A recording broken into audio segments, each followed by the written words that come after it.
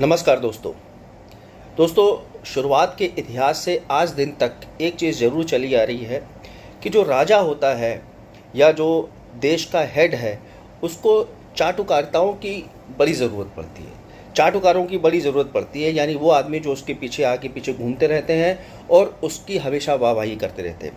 ठीक कुछ ऐसा ही हो रहा है अमेरिका के साथ।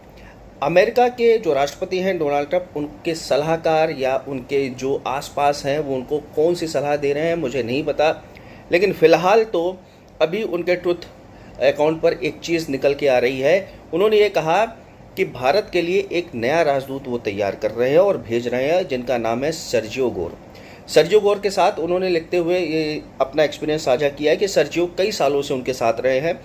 प्रेसिडेंशियल पर्सनल डायरेक्टर के तौर पर गौर की जो भूमिका है वो बहुत ही खास रही है और एशिया जैसे सबसे घनी आबादी वाले क्षेत्र में मेरी नीतियों को लागू करने के लिए मुझे एक ऐसा ही इंसान चाहिए था जिस पर मैं पूरी तरह से भरोसा कर सकूं।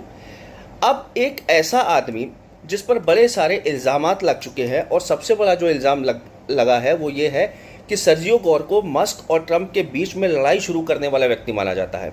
और यही नहीं, मस्क ने उसकी इस हरकत से नाराज़ होकर उसको सांप तक कह दिया था।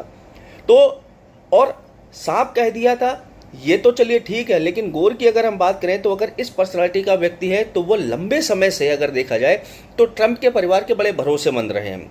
अक्सर उनका काम जो हुआ करता था वो ट्रंप से जुड़े हुए कार्यक्रमों को देखना रहता था और साथ साथ वो ये भी देखते थे ट्रंप से कौन मिल सकता है कौन नहीं मिल सकता है। इसलिए अमेरिका मीडिया ने इस व्यक्ति को गेट कीपर तक कह डाला, यानी अगर ट्रंप से आपको मिलना है तो पहले मंजूरी चाहिए सर्जियो गोर की। तो एक ऐसा व्यक्ति जिसको राजनीतिक और डिप्लोमेसी का कोई अनुभव नहीं है, अगर उसको ट्रंप भारत का राजदूत और साथ साथ एशिया के जो क्षेत्र है उसके राजदूत बना के अगर भेजा जा रहा है तो वो किस तरह से भारत को रिप्रेजेंट करेगा। और ये वो व्यक्ति है जो ट्रंप की जो पॉलिसीज़ हैं अमेरिका को लेकर, अमेरिका फर्स्ट पॉलिसी हो गई या मैगा यानी make America great again policy हो गई, इसको लेकर हमेशा ट्रंप के इर्द गिर्द घूमता रहता है और उसको जो है काफ़ी एंडोर्स करता है।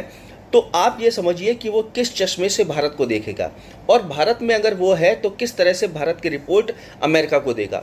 और ख़ासकर इस समय गोर को जो है भेजा जा रहा है जब इंडिया चाइना करीब आ चुके हैं और साथ साथ अभी अगर तेल के व्यापार को लेकर हम बात करें तो जिस तरह से रशिया के लिए भारत तेल अगर खरीदता है तो उस पर सैंक्शंस लगा दिए गए सो कॉल्ड। तो अब भारत ने एक नया दोस्त अपना और खोज लिया है, ब्राज़ील।